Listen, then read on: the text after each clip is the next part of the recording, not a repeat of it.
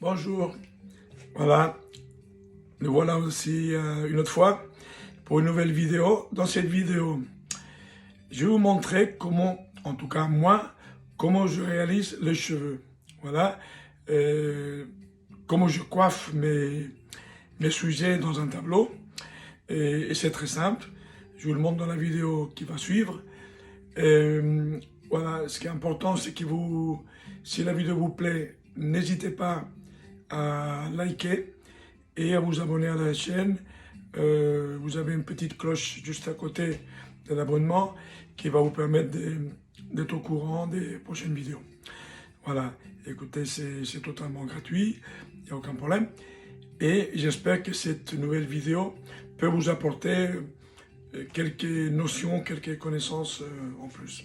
Voilà, ce sont des vidéos courtes, j'essaie de les faire courtes pour pas qu'elles soient trop fatigantes. Et moi, j'espère que celle-ci va vous plaire. Voilà, à la prochaine vidéo. Au revoir. Bon, comment réaliser les cheveux chez les personnages dans un tableau? Bon, c'est pas compliqué.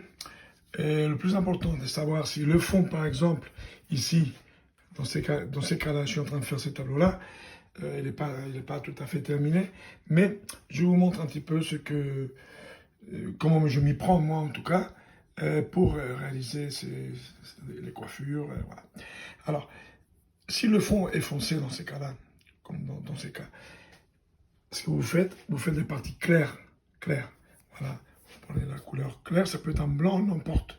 Pour l'instant, ce n'est pas important la couleur que vous allez mettre. Il s'agit de réaliser un contraste. Vous faites la partie claire, voilà, ici aussi, voilà. Et toujours par contraste avec ce que cette partie-là a à côté. C'est-à-dire qu'il s'agit d'un fond légèrement plus foncé que cette partie-là. Le fait de mettre du blanc, ça nous permet d'avoir une lumière. Bon, une fois on a réalisé la partie claire, qu'est-ce qu'il faut faire? Bon, vous imaginez, vous êtes coiffeur, et vous essayez de peindre comme si vous coiffiez. C'est-à-dire que vous faites la même touche, voilà, comme ça, je monte doucement, voilà, le blanc était comme ça aussi. On donne carrément le mouvement. Voilà, comme ça vous avez obtenu la partie claire et la partie sombre.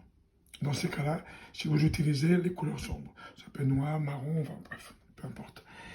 Une fois que vous avez ça, et la peinture déjà un peu sèche, dans ces cas-là, vous allez pouvoir revenir avec une autre couche, et là, vous affinez, vous faites vraiment la forme des boucles, des cheveux, etc. C'est tout simple.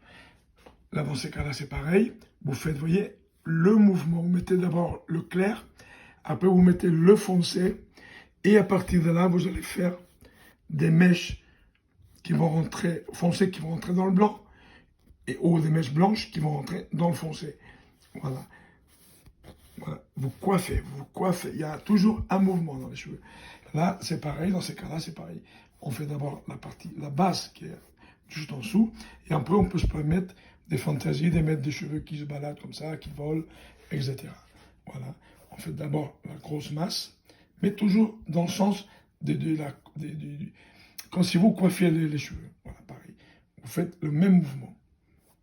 Et c'est simplement après que vous allez faire les nuances claires ou foncées en fonction de ce que vous réalisez.